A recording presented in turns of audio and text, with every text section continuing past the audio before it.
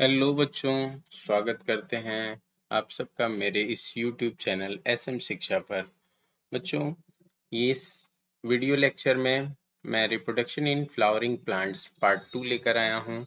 Part 1 का discussion हम लोग पहले कर चुके हैं। अगर जिन बच्चों ने नहीं देखा है तो प्लीज़ पहले आप जाके वीडियो लेक्चर ये रिप्रोडक्शन इन फ्लावरिंग प्लांट्स का जो पार्ट 1 है उसको आप देख लीजिए।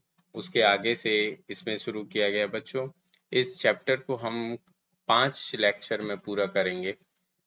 ये दूसरा लेक्चर मैं आपके लिए लेकर आया हूँ। तो चलिए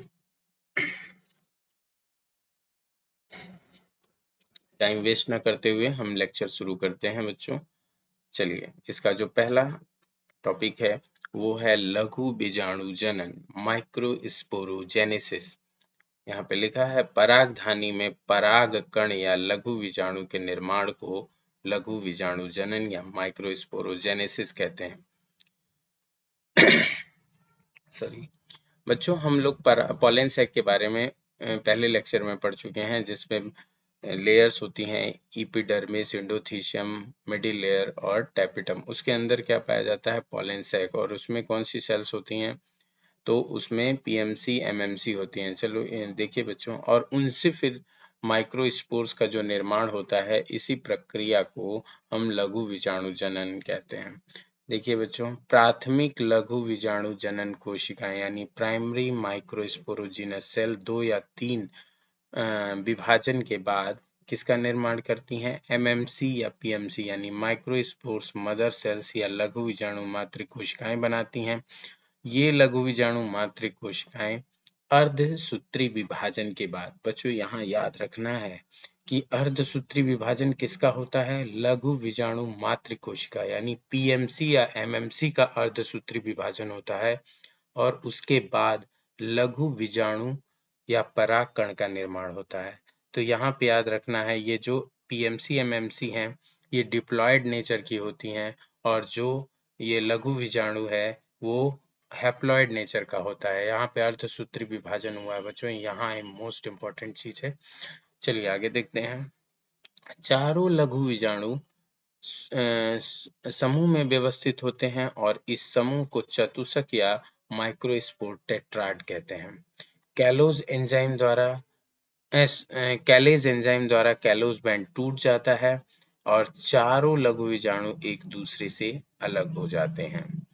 बच्चों, कुछ स्पेशल पॉइंट्स हैं। कुछ पौधों में जैसे टाइफा में चारों सूक्ष्म बीजाणु एक साथ जुड़े रहते हैं। इन्हें संयुक्त परागकण कहते हैं।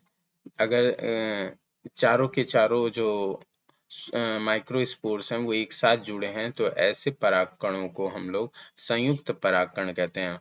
कुछ पौधों में जैसे मदार में, मदार आपने देखा होगा, आपके घर के आसपास मदार का पेड़ रोड के किनारे मिल जाता है। कैलोट्रोपिस व आर्किड्स में सूक्ष्म बीजाणु मिलकर विशेष संरचना यानी परागपिंड पॉलिनियम बनाते हैं। बच्चों, पॉलिनियम मैं आपको दिखाता हूँ यहाँ पे। ये है पॉलिनियम का स्ट्रक्चर, जिसमें क्या है कि कई सारे परागकण, जितने परागकण हैं वो अलग नहीं होते हैं, एक साथ झुंड में रहते हैं। और यहाँ पे आप देख सकते हैं ये जो स्ट्रक्चर जिससे ये जुड़े हैं, कॉर्पस्कुलम ये है, और उसके नीचे ये पतली पाइप नुमा स्ट्रक्चर है जिसे काउडिकल कहते हैं। ये पूरा स्ट्रक्चर क्या कहलाता है? पराग पिंड यानी पॉलिनियम, जो मदार का स्पेशल फीचर है। तो चलिए बच्चों देख लेते हैं जो ये परागकण है, माइक्रोस्पोर्स का डेवलपमेंट कैसे हो रहा है। देखिए, ये है एंथर, और एंथर में 4 पॉलन सैक्स पाए जाते हैं, जिसका हम पहले लेक्चर में डिस्कशन कर चुके हैं। और इसके अंदर कौन सी कोशिकाएं होती हैं?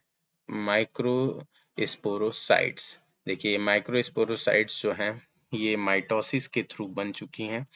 इन्हें ही हम एमएमसी या पीएमसी भी कहते हैं। जो पॉलन ग्रेन मदर सेल्स होती हैं या माइक्रोस्पोर्स मदर सेल्स होती हैं, इनका मियोसिस फर्स्ट और मियोसिस सेकंड होता है, जो कि जिससे 4 माइक्रोस्पोर्स बनते हैं।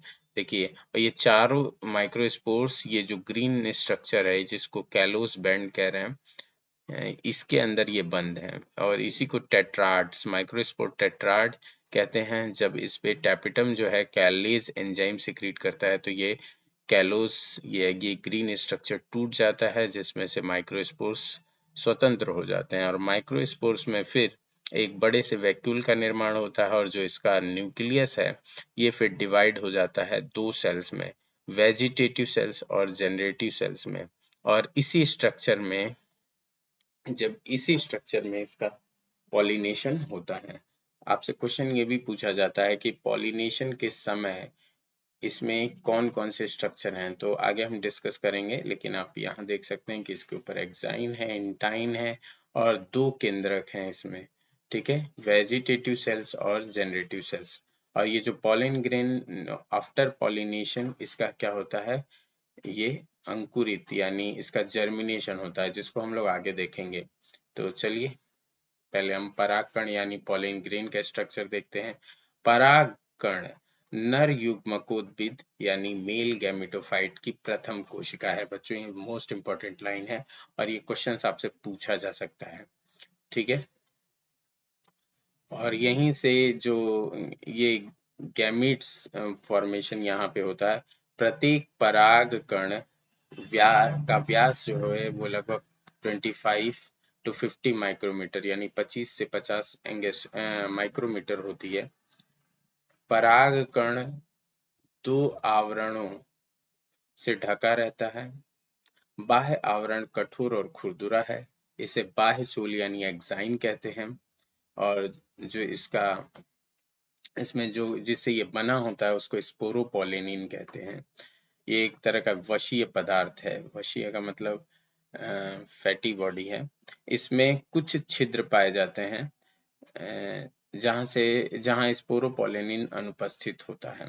इन छिद्रों से ही पराग नलिका यानी पॉलन ट्यूब निकलती है। पराग नलिका की खोज जीबी एमिसी ने की थी।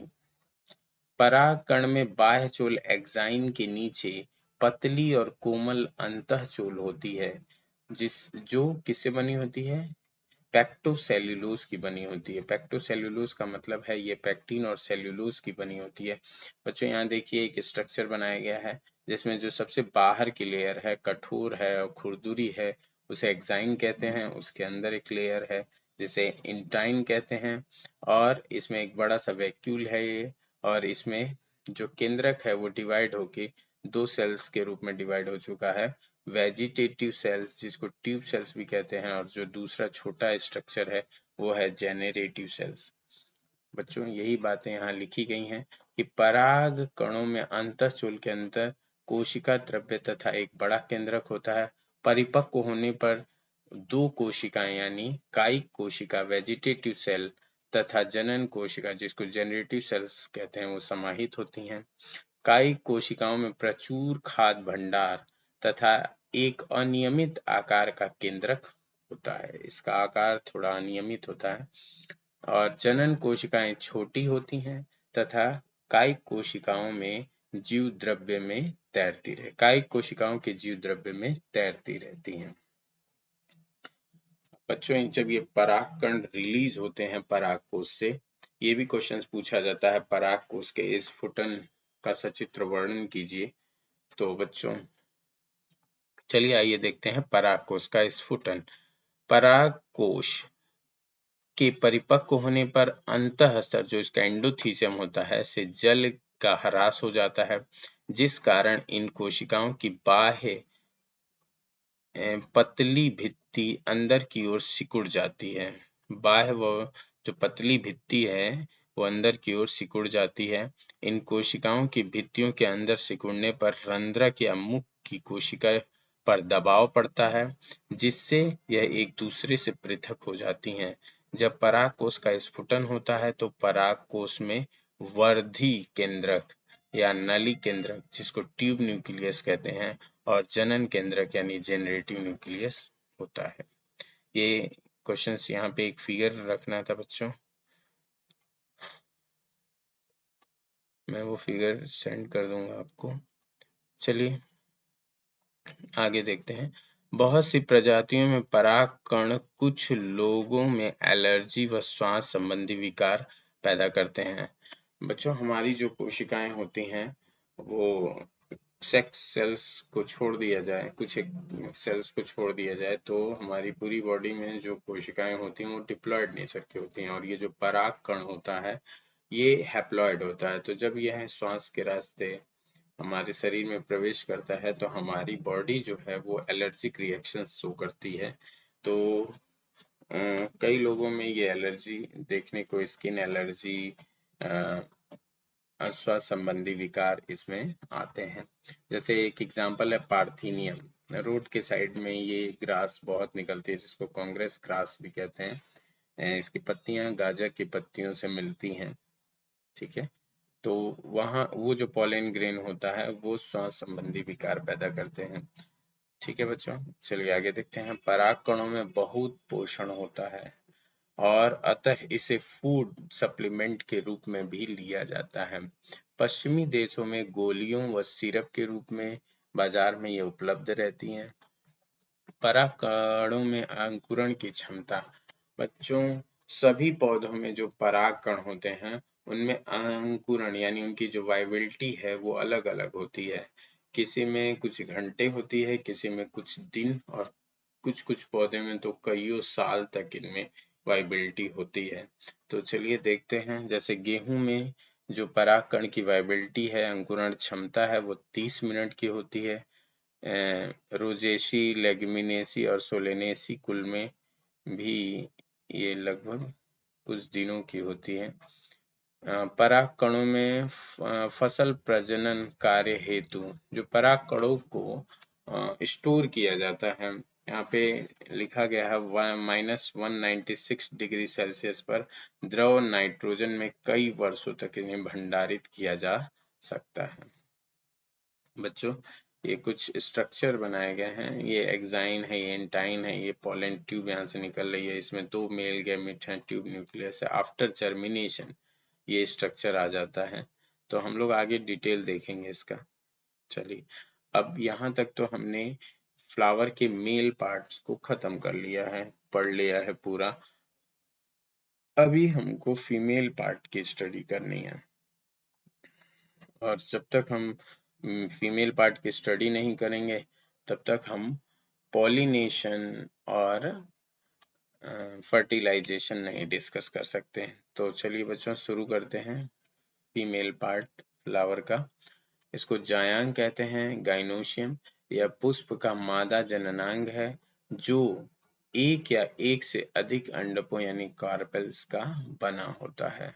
अगर किसी पुष्प में एक ही उसका जो मादा अंग यानी गाइनोशियम में एक ही कार्पेल है तो उसको मोनोकार्पेलरी कहते हैं। 2 हैं तो बाई कार्पेलरी, और मेनी है तो पॉली कार्पेलरी कहते हैं। देखिए स्ट्रक्चर है जहाँ पे ये फीमेल पार्ट्स है, ये पूरा गाइनोशियम है। इसमें देखते हैं जो सबसे ऊपर का पार्ट है जो थोड़ा पैड लाइक स्ट्रक्चर है, इसको स्टिग्मा यानी वर्तिकाग्र कहते हैं। ये जो बीच में पाइप या पतली ट्यूब है इसको स्टाइल या वर्तिका कहते हैं। इसके नीचे ये बल्जिंग पार्ट जो है इसको ओवरी या अंडाशय कहते हैं, और इसके अंदर होता है ओव्यूल या बीजांड। ये जो होते हैं ये एक ओवरी में एक भी ओव्यूल हो सकता है या कई ओव्यूल हो सकते हैं जो प्लेसेंटा के थ्रू अटैच होते हैं, और ये जो नीचे वाला पोर्शन है इसको थैलेमस कहते हैं। कार्पेल का निचला भाग फूला हुआ होता है जिसे अंडाशय कहते हैं। देखिए बच्चों, ये अंडाशय है। अंडाशय के अंदर एक गर्भाशयी गुहा होती है। इस गुहा के अंदर की ओर अपरा यानी प्लेसेंटा नाड़ स्थित होती है। अंडाशय के ऊपर पतली नली के समान संरचना होती है जिसे स्टाइल कहते हैं, और वर्तिका के ऊपर एक घुंडी या पैड लाइक स्ट्रक्चर है जिसे वर्तिकाग्र यानी स्टिग्मा कहते हैं। वर्तिकाग्र का मुख्य कार्य पराग कणों को प्राप्त या रिसीव करना होता है। चलिए बच्चों आगे देखते हैं। ये है ओव्यूल। जो अंडाशय में पाया जाता है। तो इसकी ये संरचना है, इसका पूरा डिटेल स्ट्रक्चर नीचे दिखाया गया है। चलिए यहाँ देख लेते हैं कि ये देखिए, ये जो ओव्यूल है जो प्लेसेंटा से अटैच है, ये वाला, इसको फ्यूनिकल कहते हैं या विजांड कहते हैं इसको। और ये देखिए, ये दो कवर दिखाई दे रहे हैं, एक और दो, इनको हम आउटर इंटेगमेंट और इनर इंटेगमेंट्स कहते हैं। यहाँ पे देखिए लिखा है इंटेगमेंट, इसके अंदर जो ये कोशिकाएं भरी होती हैं ये पूरी, इसको न्यूक्लियस कहते हैं। और न्यूक्लियस में से एक कोशिका जो है वो इम्ब्रियो सैक के रूप में डेवलप हो जाती है।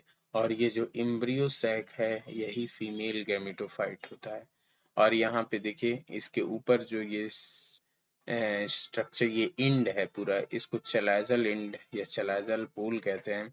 और जो नीचे है यहाँ पे द्वार, रास्ता है, ओपनिंग है, इस ओपनिंग को माइक्रोपाइल कहते हैं। और ये जो एम्ब्रियो सैक है इसका डिटेल स्ट्रक्चर यहाँ दिया गया है, जिसको अभी हम पढ़ेंगे आगे। तो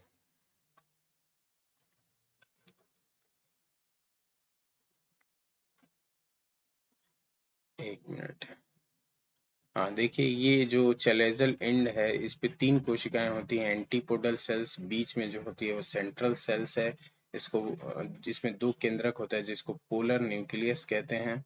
ये 2 होते हैं पोलर न्यूक्लियस। और यहाँ पे जो एग सेल्स है, देखिए ये तीनों ट्रायंगुलर शेप में ऐसे रहते हैं, एक दूसरे से तीनों अटैच रहते हैं। ये पीछे की तरफ है थोड़ा, और इसे एग सेल कहेंगे।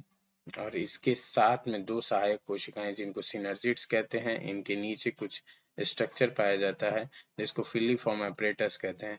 तो बच्चों, ये जो सिनर्जिड्स है, 2 सिनर्जिड और प्लस ये जो एग सेल है, इनको सम्मिलित रूप से एग एपरेटस या अंड समुच्चय कहते हैं। तो इसका डिटेल स्ट्रक्चर यहाँ पे लिखा गया है, स्ट्रक्चर ऑफ ओव्यूल या मेगास्पोरेंजियम।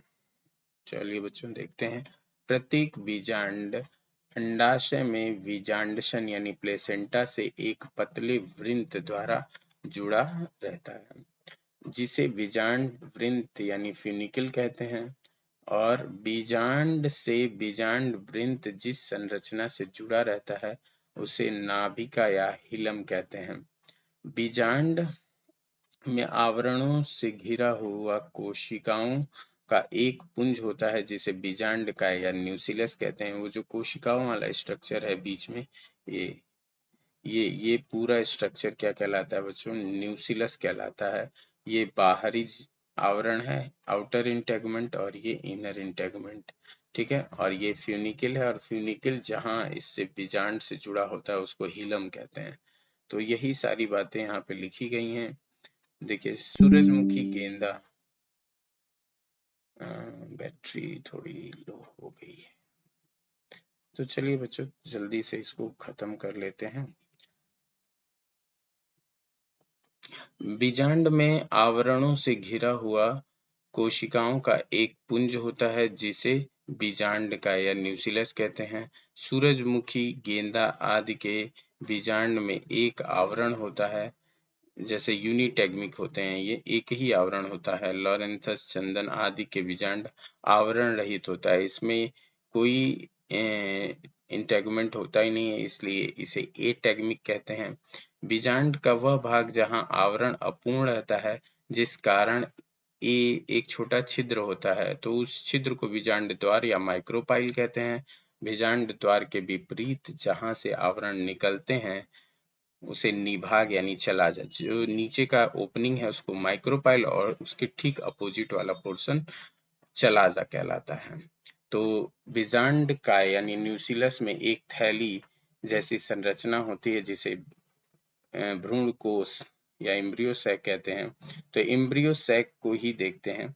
तो निभाग की ओर इस एम्ब्रियो सैक में कौन कौन सी कोशिकाएं होती हैं जो हमने ऊपर देखा है फिगर में, तो देखते हैं। निभाग की ओर 3 कोशिकाएं होती हैं और इनका नाम है प्रतिमुख कोशिकाएं, जिनको एंटीपोडल सेल्स कहते हैं। बीजांड द्वार यानी माइक्रोपाइल की ओर 2 सहायक कोशिकाएं, जिसको 2 सिनर्जिड और प्लस 1 अंड कोशिका यानी 2 सिनर्जिड प्लस 1 एग सेल्स किधर रहते हैं? बीजांड द्वार यानी माइक्रोपाइल की तरफ। और मध्य में 2 स्वतंत्र ध्रुवी केंद्रक पोलर न्यूक्लियस रहते हैं। तो अगर इस कुल स्ट्रक्चर को देखा जाए बच्चों, तो 7 सेल्ड 8 न्यूक्लियस स्ट्रक्चर होता है एम्ब्रियो सैक। ठीक है, तो ये देखिए स्टिग्मा, स्टाइल, ओवरी, और ओवरी के अंदर ये जो ओव्यूल होते हैं वो अरेंज होते हैं इस तरह।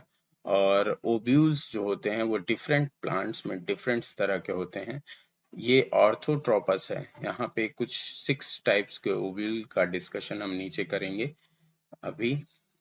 तो ये देख लीजिए, ये 6 तरह के ओव्यूल हैं: ऑर्थोट्रोपस, एनाट्रोपस, हेमीट्रोपस और कंपाइलोट्रोपस, एम्फीट्रोपस और सर्सिनोट्रोपस। तो मैक्सिमम जो ओव्यूल्स प्लांट्स में पाए जाते हैं वो एनाट्रोपस होते हैं। मैक्सिमम एंजियोस्पर्म में यही ओव्यूल्स पाए जाते हैं। ऑर्थोट्रोपस ओव्यूल्स साइकस में देखने को मिलता है, जो कि एक जिम्नोस्पर्म है। तो बच्चों, इसके आगे का पार्ट हम नेक्स्ट लेक्चर में लेके आएंगे।